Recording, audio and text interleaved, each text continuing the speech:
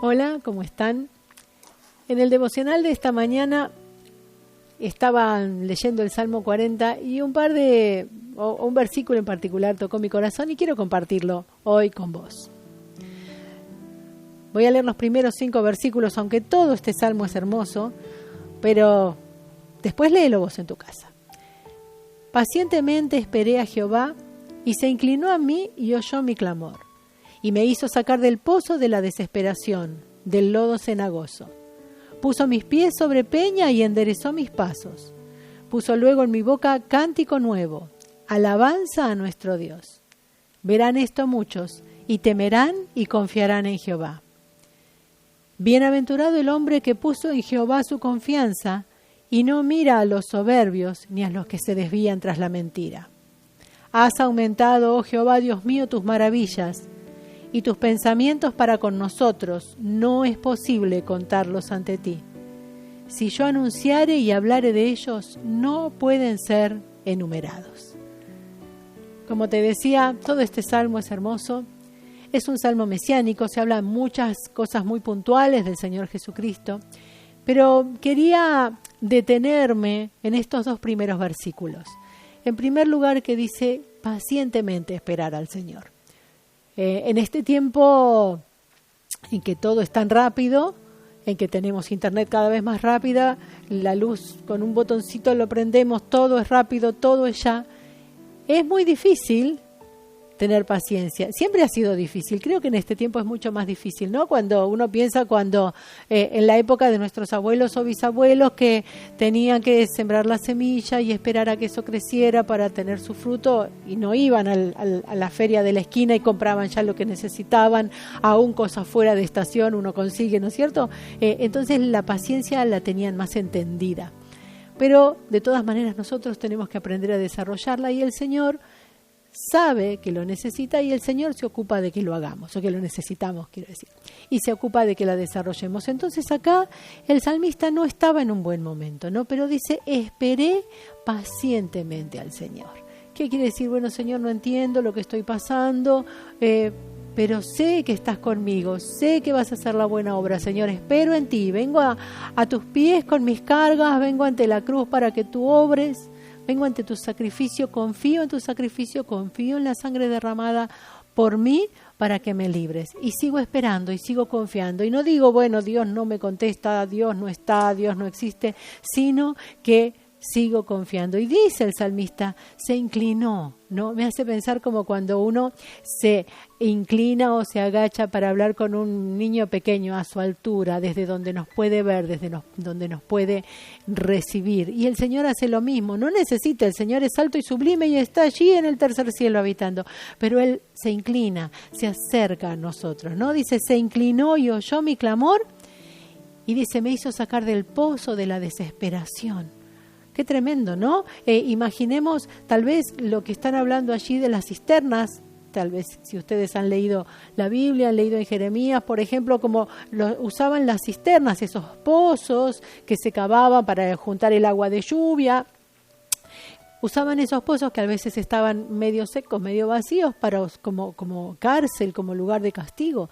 Qué terrible debe haber sido estar en un lugar así, ¿no? Y así se sentía el salmista. Estaba en un pozo húmedo, barroso, desagradable, sin poder ver nada, sin posibilidades de salir, pero dice que esperó al Señor, o así se sentía, ¿no? No digo que estuviera en una cisterna física y real, sino su situación de vida lo hacía sentirse de esa manera, ¿no?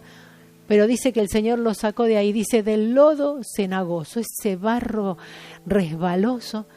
Me hacía recordar, hace varios años atrás estuve en la casa de mi hermana en el sur, en la Patagonia, y fuimos a una playa, y para los que no conocen les cuento, allí las playas, el mar sube muchos metros y baja muchos metros, y cuando baja el mar, deja en este lugar que estábamos piedra liberada, no es arena como conocemos en la costa atlántica, sino que deja todo piedra, que se llama restinga.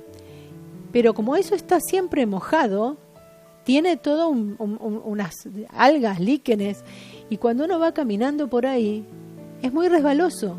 Tiene que tener mucho equilibrio, cosa que yo no tenía, y me caí un par de veces hasta que me dieron la mano y me ayudaron a caminar por allí. Pero no lograba estabilizarme, no lograba tener un equilibrio.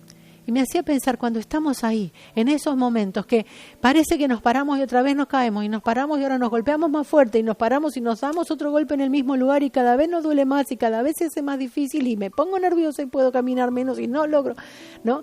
¿Y qué si encima estamos llevando algo? Si no podemos con nuestra propia vida, si encima estamos teniendo algún peso que nos agobia más. Pero el Señor dice que nos da su mano. O sea, cuando me dieron la mano, me ayudaron a caminar y pude llegar hasta la orilla del mar, que es lo que pretendía hacer. Y el Señor hace esto. A veces nos sentimos así, estamos tan mal, nos levantamos y parece que estamos sacando la cabeza del agua y viene otra ola que nos tapa. Parece que nos levantamos y ahora sí recobramos el camino, empezamos a caminar y nos volvemos a resbalar en ese lodo cenagoso, en ese lugar pantanoso. Pero qué hermoso, el Señor dice que Él nos rescata. Entonces, cuando estamos por esos tiempos así, no nos preocupemos, no nos angustiemos. Busquemos del Señor. La angustia va a venir, yo sé, no digo, no me angustio y ya está. No, la angustia quiere atacarnos, los temores, las incertidumbres, las inseguridades, pero en vez de dejarnos que eso nos atrape, busquemos al Señor, busquémoslo con paciencia, como dice el salmista, porque termina el Señor respondiéndonos. No sé cuándo, cuando la obra está terminada, es el Señor el que sabe cuándo estamos listos, cuándo esa tarea que le estaba haciendo, ese proceso por el que nos permitió pasar, termina. Pero qué hermoso, porque termina diciendo el salmista que lo puso, dice, sobre una peña, o sea, ahora lo puso en una roca firme, segura, enderezó sus pasos, lo ayudó a que no volviera a resbalar, ¿no? Y dice que puso un nuevo cántico, alabanza al Señor. Y en el Nuevo Testamento el apóstol Pablo nos escribe que todas nuestras peticiones tienen que ser conocidas ante el Señor, todas nuestras oraciones con petición, con ruego, con súplica y con acción de gracias. ¿Qué le agradecemos al Señor? Le agradecemos su victoria, le agradecemos que Él nos oye, le agradecemos que Él nos levanta aún más allá de donde nosotros esperábamos, ¿no? Y esta parte, fíjense, antes, ¿no? Dice que cuando ven esto, cuando muchos vean lo que sucedió, dónde estaba y dónde el Señor me puso, para muchos va a ser de testimonio, ¿no? Y van a aprender a confiar y a temer al Señor en el sentido de respetarlo, de buscarlo. Así que es algo bueno.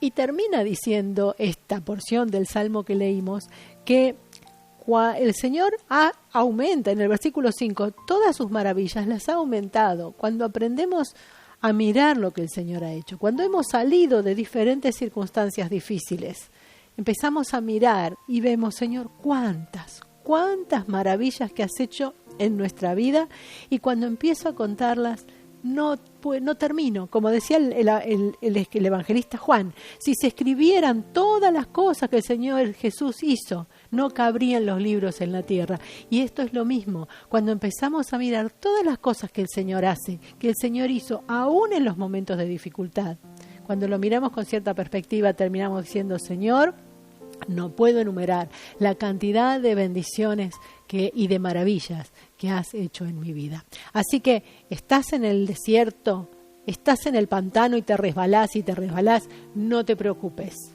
Dios te va a sacar. Pacientemente espera, búscalo a Él, orá, pregúntale, lee la Biblia. El Señor tiene respuestas, tiene fortaleza y va a ser grande la victoria. Dios te bendiga.